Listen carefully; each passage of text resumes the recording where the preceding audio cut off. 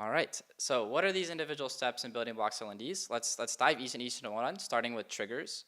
Triggers are essentially an event that wakes up your agents. Your agent needs to know when to activate, when to wake up, when it needs to start doing things.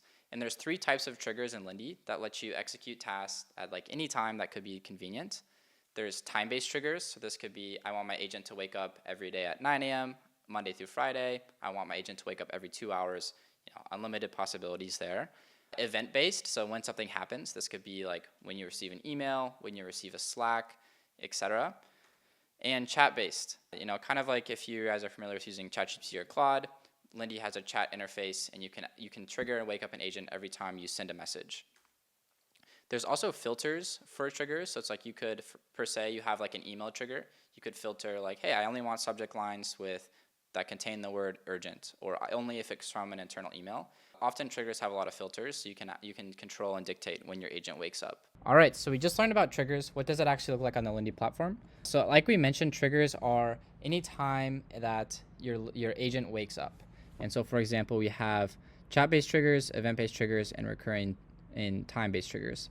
So what we're gonna do here is let's start with the chat-based trigger. So if you right-click anywhere and click Add Trigger, the very first one, message received, this is a chat-based trigger. And what this means, which I'm going to show you in a second, so I'm just going to add a chat action right below just to show you. So if we save this, deploy. So a chat-based trigger, what this means is if you head over to the task menu, you can wake up your agent by typing in this chat box down here. So if I have a new task and I'm just like, hello, that is going to trigger the agent by sending a message through the chat. And another really overlooked feature about Lindy is so if you have a chat-based trigger like this, you can actually boot up a ton of different tasks. If you have a spreadsheet and you drag the spreadsheet all the way on the left-hand side, not here, this is an attachment, this will be said attachment, but if you drag it all the way left-hand side, you will see the option to create a new task for every row. And this is so if the first row is column headers, for every row thereafter, it would kick off a task. So that's a super awesome way to batch kind of start a task off the chat-based trigger. Now if we head back to our flow editor, that's chat-based triggers. Let's talk about event-based triggers. So event-based triggers are any type of event. It's like email received is an example of an event. And if we just drag this guy here, as in the agent will wake up anytime you receive an email. And one really great feature about email received is you see on the right-hand side these filters. So I could filter if I want by any property of the email, like subject, body, to, from, by keyword. And this kind of limits the amount of times your agent wakes up. Then lastly, we have time-based triggers. So if I add a trigger and do time, it's like on recurring schedule, for example, this can be anything you want. You can just say in natural language, like every Monday at 8:30 a.m. I'll do Monday. Let's do Monday to Friday. Every Monday to Friday at 8 a.m. It'll take a second to figure out what is that actual time job, and you can just click on that, and now we can see our agent's going to wake up Monday through Friday at 8 a.m. And the time zone on this is defaults to the time zone that you created your account and logged in with. But yeah, that's triggers. That's how you wake up your agents. So what are actions? Actions in the most simplest terms are the steps in Lindy that do the work, and these compose the majority of your workflows within your agents. And there's two main types of actions. We have basic actions, which are like one-step operations. They could be an integration. They could be like a special type of action that we'll get into more later. But these are like one block that just does something. And there's also linked actions, which create follow-up paths. So say you are like sending a text or you're sending an email, like that almost like you can think of it as it opens a thread.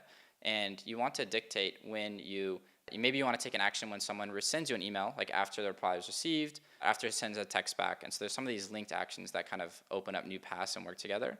Again, if that sounds confusing, we're going to break this all down, but just want to kind of warm up your brains. And all actions are configurable. And how Lindy does configuration is like pretty magical in my opinion. Actions, what does it look like in Lindy? Just like triggers, you can always right-click on the canvas and click Add an Action. This will take you to the action picker. Most of the actions you're going to want to use are within this top bar. You also are by Lindy. These are definitely the two places you want to be in the most. But there is a lot to explore in here. There is, there's a ridiculous amount of actions and integrations on Lindy, but this picker will help you find what you want. And like we mentioned, there's two types of actions, like main type actions. You have like basic actions, like get spreadsheet, for example. It's an integration. It's going to perform a job and have inputs and do a task and have add to context and have outputs. But a linked action is something that's a little bit interesting. So for example, send email is a linked action. You can see that there's behavior after this, like after email sent and after reply received.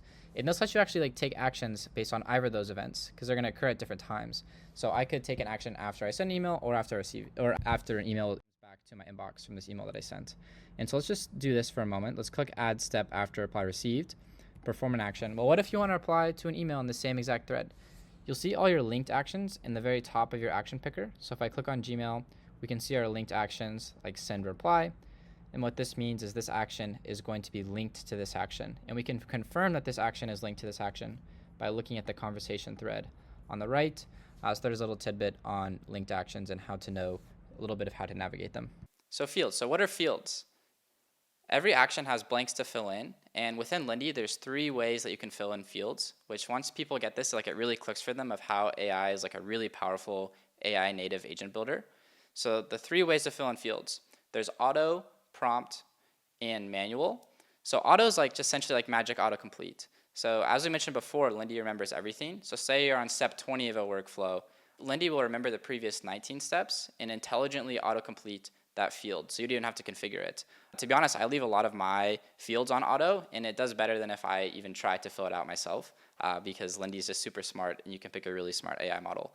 There's also prompt, which is like instructed autocomplete. So an example is like, maybe you're trying to prompt an email, and you prompt it with specific like tone and style or character limits, things like that. So instructed autocomplete, or manual, which is like more like the traditional workflow builders, where you can like choose a variable from a previous action, or you can just like type it in and keep it pretty fixed. So we just learned about fields. This is honestly maybe one of my most favorite parts about Lindy, and like it's really magical once it clicks and you start building. But on the right hand side, let's just take a pretty basic spreadsheet, for example. It's just this spreadsheet. So we just had a couple basic columns just for demo purposes, but you can see all of the column headers appear here. And there's 3 different modes like we talked about. We have auto, prompt, and manual.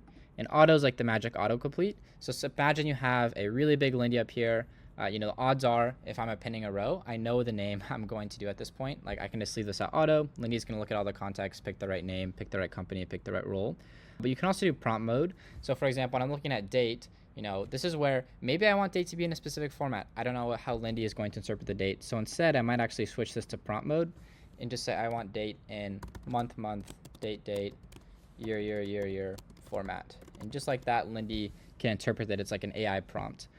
Or if I want it to be manual, like for example, maybe the company I'm always only researching Lindy, I could switch this to manual and switch this to Lindy. And now whenever something passes through here, it's going to append a row. This will always be Lindy. This will be that format, but today's date.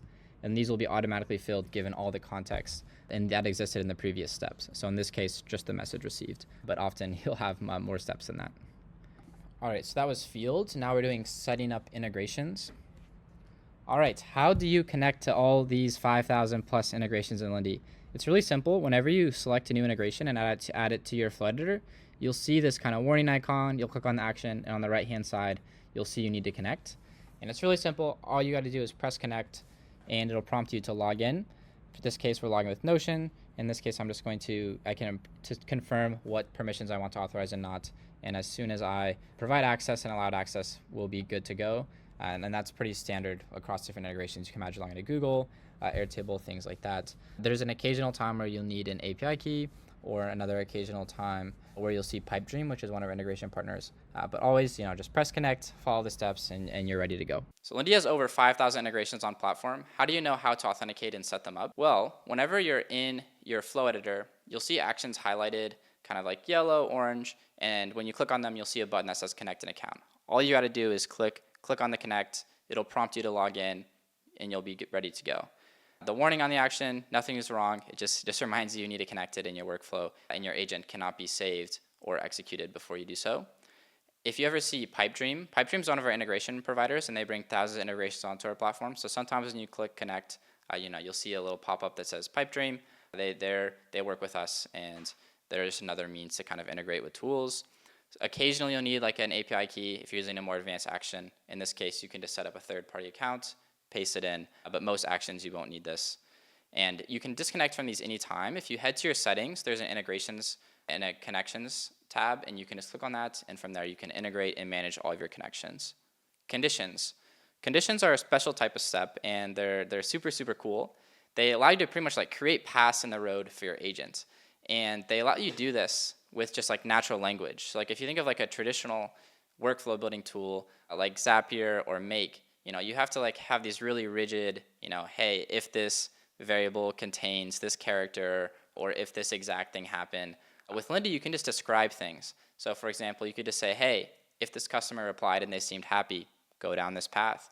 If the customer was angry, go down this path. We use AI to kind of create these branches. So it's like a super powerful way to just like be able to use natural language to fork and create these paths for your agent. And you can create as many conditions and paths as you want. We recommend kind of keeping it, you want to keep it probably to like 3 to 5 like per condition step. And if you really need that many different conditions, you can kind of stack them together. But best practices, maybe max 3 to 5 conditions is recommended. And the agent automatically uses all the context to figure out the path. So say you have like a super long email thread or like a crazy 50-step agent, Lindy will automatically, and the agent will automatically look at everything that's happened and your prompt and decide which way to go. All right, we just learned about conditions and how in Lindy they're in this natural language. Let's see what this actually looks like. So in this case, we're gonna have an email receive trigger just for demonstration purposes, and we're gonna click this plus and add a condition. And this is where we can create as many branches as we want. So if I'm building an email triager, maybe I'll say, go down this path if the email is spam. And then you can add more conditions by pressing on condition, adding more conditions, go down this path if the email is marketing. And then I could do go down this path if it is from an internal email address, lindy.ai. And I can keep adding as many conditions as I want. If Lindy sees that one of these conditions and none of them appear to be true, it's going to stop at this step. If I want Lindy to be forcefully always pick one, you can toggle this guy on, and in this case, Lindy will pick whichever one is most similar. But being able to just provide these conditions in natural languages is really powerful and definitely one of my favorite parts about building in Lindy. All right, that was conditions. Now we are doing tasks. All right, so once you're in your task view, this is my meeting note taker. This is your hub where I can see, all my recent runs on the left-hand side.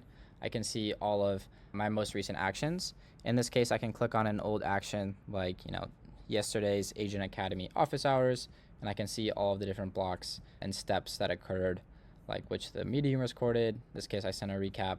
I think this is one of the demo meeting note taker agents I built. But this is your mission control with all your tasks on the left-hand side, all the events in the center of the screen. If you have a chat-based trigger, this is how you can access this is how you can wake up your agent. But this is the great place to go just to see what your agent's doing and why. Memory in Lindy is quite simple. Lindy remembers everything, so you don't have to. Later in the end, we have another module like going more deep into memory. There's a lot of ways you can manage and perhaps get more out of your memory. But Lindy as a solution is incredible because it manages all this memory and context for your agent behind the scenes, and it lets you power all these different things such as like these intelligent fields, these conditions, and you really just don't have to worry about it, which is super cool.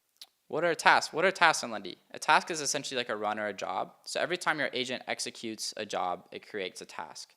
And there's a view where you can view all these tasks, which is like mission control for your agent. So if you're in the homepage and you see your flow editor, on the right-hand side, you'll see a task view. And if you click on the task view, like you can see in the top right over here, you can monitor your agent. You can see all of the run history. And it's a great place to kind of detect errors and debug because you can click into each job, see exactly what happened, when, and how. And with that, now we're gonna build a custom meeting note taker together. So I know we threw a lot of concepts at you guys, but we're gonna actually take it to the Lindy, take it to the flow editor, map this out, and make all these concepts really click.